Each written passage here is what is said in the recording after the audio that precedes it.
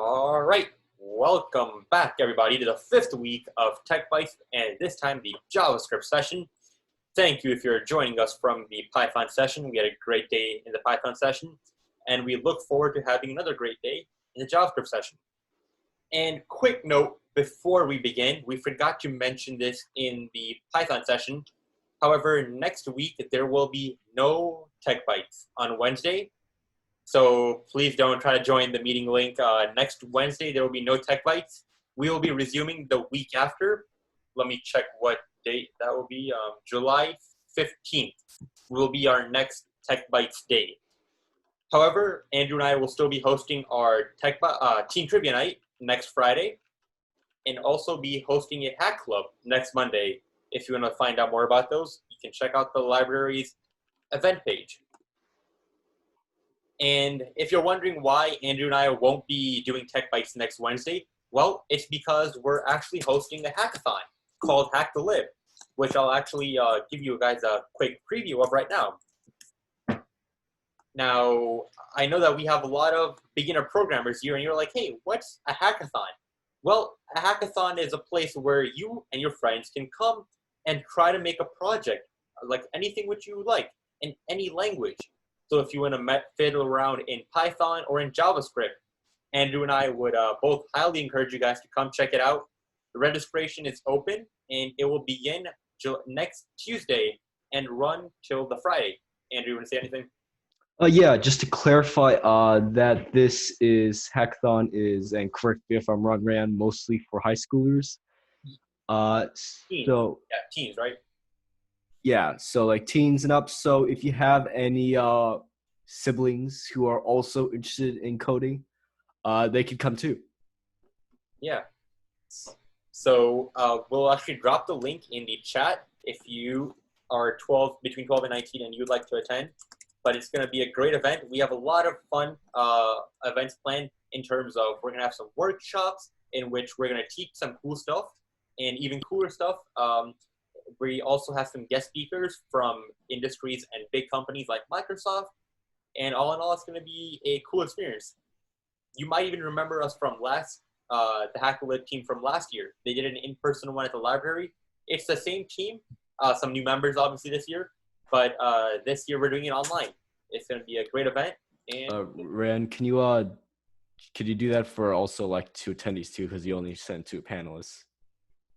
Oh, my bad. Yep. All right, good. 1 second, let me do that right now.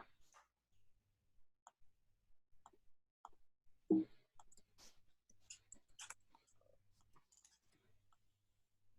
we go. Here's the website, guys. Feel free to sign up, and even if you're a beginner but you're a teenager between 12 and 19 years old, we highly recommend you guys to come out and just try to attend, the opening ceremony, or hop in one of the workshops to see what we're making, or just to listen to somebody who's in the industry and speak about computer science. All right, so now we'll get started with week 5 of Tech Bytes.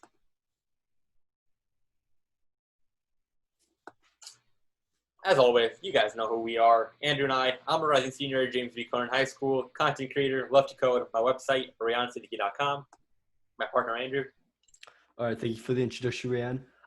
Yes, you may know me from the Python session as well, and the previous lessons we've been doing. I am going to be a freshman at Purdue University. I code as well. I like illustrating, and I like computer graphics. You can check out what I do at andrewchoi.info.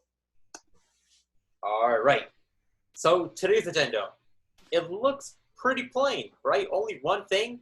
Well, this one thing is a big thing, and it's going to maybe even take us 2 weeks potentially, but we're going to get there.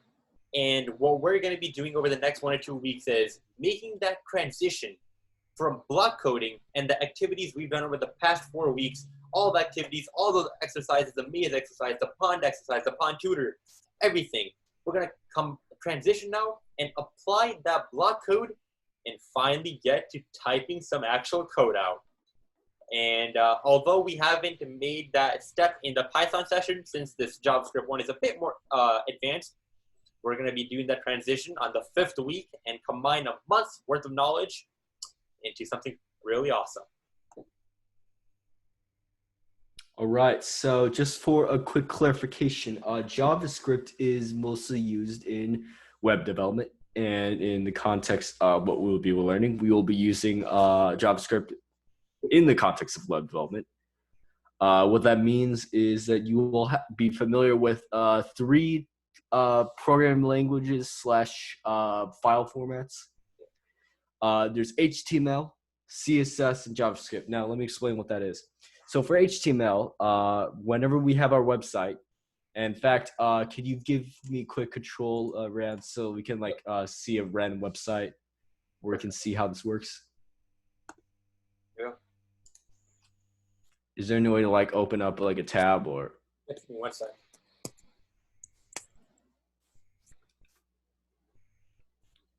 All right, so let's actually see an example right now. Let's go to Twitter and see. Hold on. Oh, here. Okay, I'll pull up the page source, Andrew. I don't think you can click on that. Okay, so I think you should actually do this part and show a tour of how HTML, CSS, JavaScript is related. Yeah. So what Andrew is getting at here is, guys, we want to show you the backbone of the website and show those three file / programming languages. So say we head on over to twitter.com, we right click and we hit show page source. Maybe different on your computer. It could be inspect element. Yeah, I have a Mac, so if you have Windows or PC, be sure to click inspect element. So as Andrew was explaining, you want to, Andrew, explain the. Yes, so here is the actual code of the website.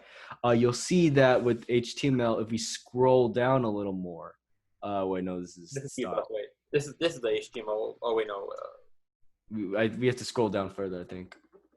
There we go. No, that's JavaScript. Hold up. Maybe this is a bad example of a website to do. Okay, how about I'll pull up the We Are Here project. Okay.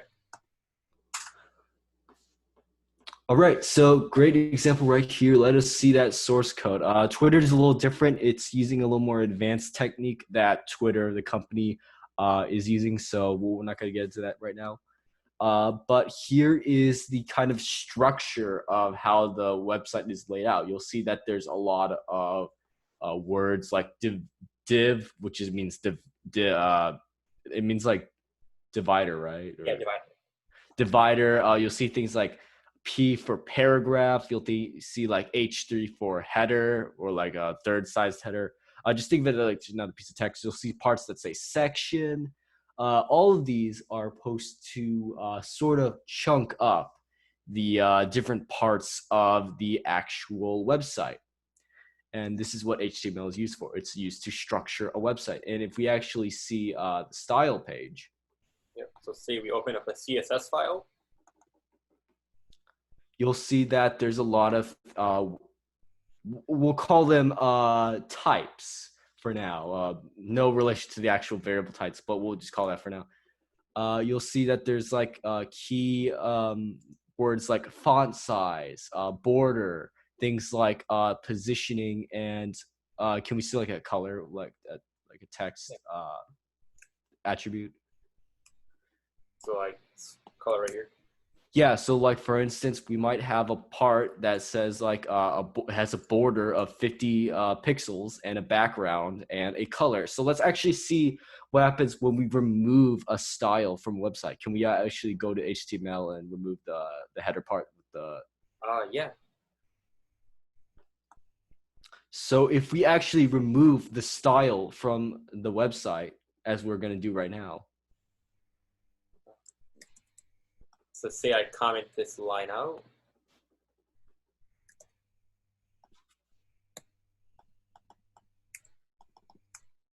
Oh, I'm not. Hold on. Just give us a second.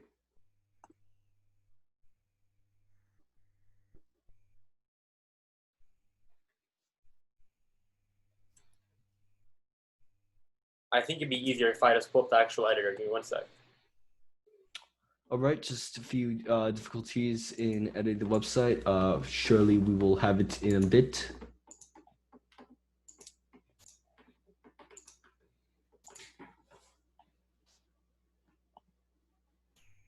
So here we go. So say now I comment out the actual style sheet and I reload the website up. Don't worry about like what commenting is. We're just trying to show you what happens when you remove the style from the CSS. It looks so weird, right? Like we're Hold all. on, we can't see it. Wait, you can? Oh, how about now? Yes, this is what it looks like. As Riyadh said, yes, it looks weird. It doesn't feel, it feels like there's actual structure there. Like, oh, there's an overview part, there's an important links part, but there's no like soul to it, if that makes sense. There's no, we'll say, style. Exactly. Like it looks terrible, right? And CSS, like Andrew was saying, it allows us to make sure that our websites look nice, and we can add color, add animations, a whole bunch of cool things like that. Now let's actually see what JavaScript is. This is a little more hard to understand, but think of JavaScript as a way to manipulate our website, to make it dynamic. Because with HTML and CSS, usually those are very static files. It's like the file is there and the computer uses those files to construct the website. The problem is what do we do if we want to have a website that actively changes its own structure, actively changes its own style? To do that, we use JavaScript to manipulate the HTML and rarely the CSS. Do you think JavaScript changes CSS all that much? Barely. I mean, Barely. Yeah. But just keep in mind that JavaScript, we use it to change the website, manipulate it. And that is what we will be using JavaScript to do for our Tech Bytes program here forth. Yep. And Andrew and I will explain the specific files more when we open up our actual environment to code in. But before we get to that, we got to make some relations in terms of relating the block code we've been doing for the past month to actual typing code. So the first thing which we want to go over is if-else statements. Now, in block code, it was super easy. We understood how it works. All we had to do was drag and drop an if statement, add a condition. If it was true, it would run. Otherwise, it would run whatever's inside the else statement. Well, now it's a bit different, but still the same idea. This is how you type an if-else statement now. You have if, parenthesis, the condition, end parenthesis, bracket. Redeemit asks, when does this end? Because I have to go soon. So just, I believe this should go on to 1:45. Usually that's when we end. So if you don't have time to do that, it's fine. We have the video. It will go up on the internet. But just bear in mind that is when it ends. Yep. And as always, you can find us on YouTube. So not that big of a worry. And so as I was saying, this is how you write an if-else statement in typing code. And although this is just like pictures right now, we'll actually show you guys how to do it. So we're just going to peruse through this and get you guys a general idea. All right, so for what we've done before, we have worked with the maze puzzle, and you're already familiar with a while loop. For this specific transition from, blocks to code, we have this format, while parentheses, not done, which indicates the actual condition. And then we use a it's a Semicolon. Hold on, it's like the terminology is getting a little mixed up in my head. Brackets, yes. We use what's called a bracket to indicate what's actually inside the loop. So left bracket to indicate inside, we're going into a loop, and a right bracket to indicate that we're going outside of the loop. So yeah. Now, printing. Now, remember how in block code we were able to drag and drop a block and write whatever statement we wanted to be printed out in the console? Well, it's pretty simple on actually typing code as well.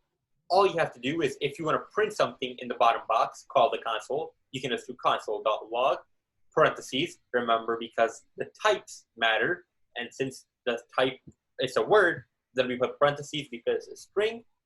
And this allows us to, test our code, see variables output. And there's also a way for us to do alerts. We'll show you guys some of that stuff today. And I believe we are ready to go to the actual website and apply these new concepts into typing code. So now, guys, we have a new website. Here is the link, jsfiddle.net. Gonna be a fiddle around with some JavaScript, so yeah. All right, so we have someone who has just joined the Zoom webinar. Is the best is here. Is he? You were signed up for the coding program, correct?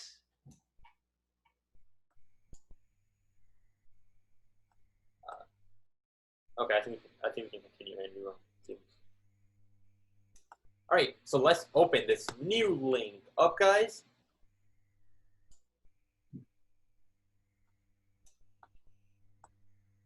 If everybody could please confirm that they are in, that would be great.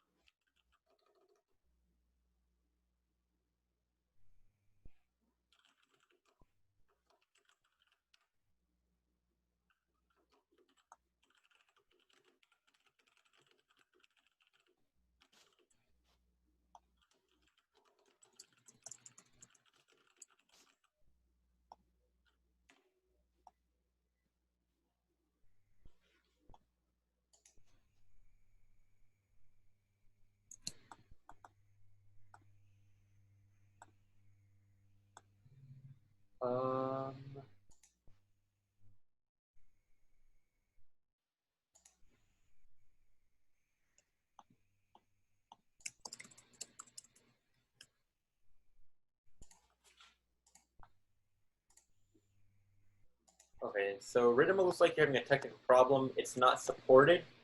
The website should be good. If you'd like, I can drop the link again in the chat.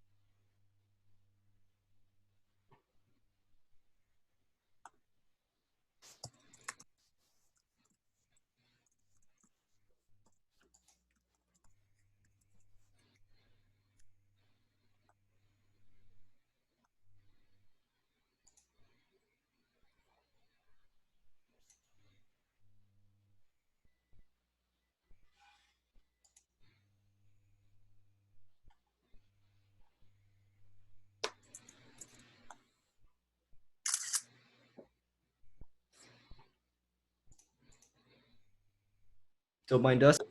Okay, so Rhythm says that it worked. It did not work in Google. It worked in Google Chrome, but not Internet Explorer. Huh. All right, so let's get on the website and let's start our next chapter in the JavaScript session for Tech Bytes. So as we open up the website, you guys can just close the top blue section. These are some templates we can use, but we're not going to explain what those are, right? Especially not right now. But yeah, here is the interface.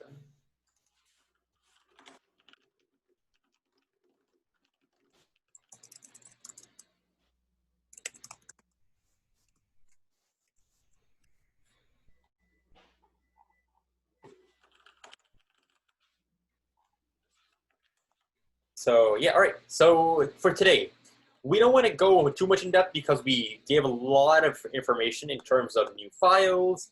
But here you can see how the file format actually looks like. Here is the HTML, where we structure our website. Here is the CSS, where we are able to make our text, our whole website look much cleaner and nicer. And here's where the actual coding occurs. We're able to change and manipulate variables and a whole bunch of cool stuff. So how about we get started with our first ever line of actually typing code.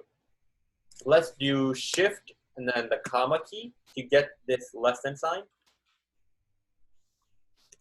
Let's enter H1 and then end the greater than sign like that.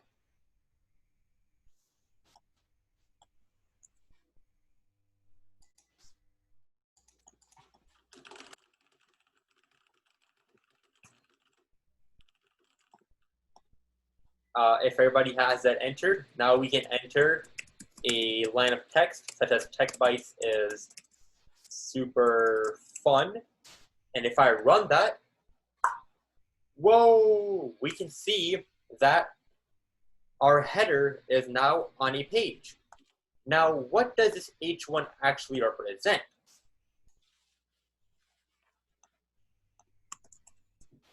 Well, this H1 represents a header. It's the largest type of header, in fact, because H1. As we change our header and increase the digits, we see that the header size decreases. Now, this is a prime example of seeing that how we can structure our website by adding titles and much more. Now, there you go. You've done your first ever line of actually typing out code, unless you've messed around with this before. And we've actually written something in code. So let's use this. And how about we make a button and make the button print something in the console? So how about we change the header to click the button below, and let's run that. Goodbye, Redeema. Have a nice 4th of July as well. Thank you, Redeema, for that.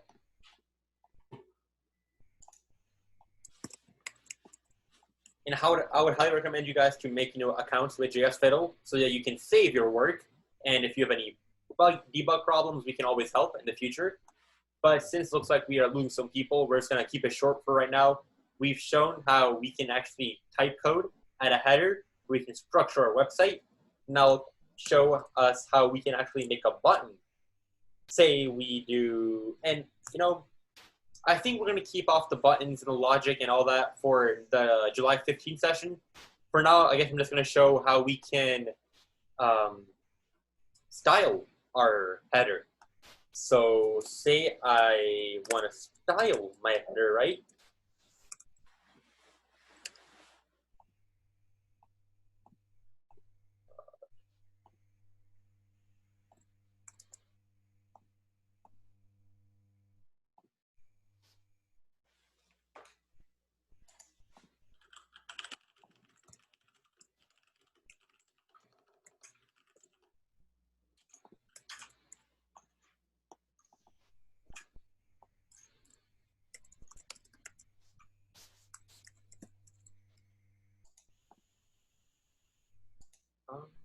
Can you see my screen? Sorry, what? I think my screen is not visible. Yeah, I don't see it either. It's weird. Okay, let me try read. Okay. How about now?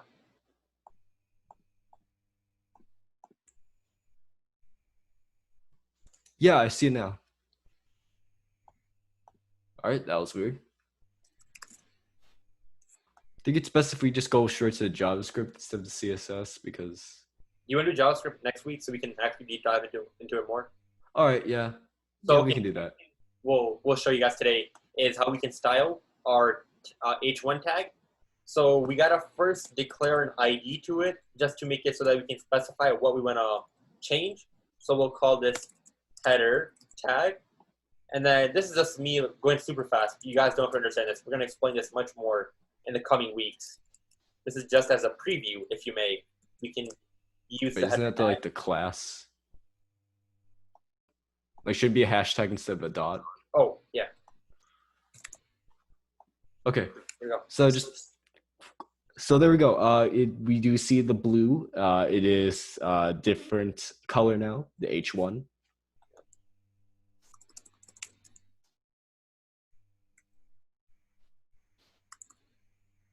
See how it changes as well. See, so we can actually change the style, change the coloring of our text, and that's just one of the many things which we can do with HTML, CSS, and JavaScript. And in the coming weeks, we're going to be combining all three of these languages and files together to make some games, make some actual projects, and make more of that transition from block code to typing code. Today, we just wanted to serve as a light preview, light introduction like we do for new topics, and just allow you guys to fiddle around with the website. You guys have 2 weeks of no homework as well. And yeah, so be sure to check out, as we mentioned at the beginning, the hackathon, which we're hosting next week, called Hack the Lib, hackthelib.com. And other than that, we'll see you guys if you want at the next trivia night. And take care and have a great 4th of July. Stay safe and healthy. See you, everybody.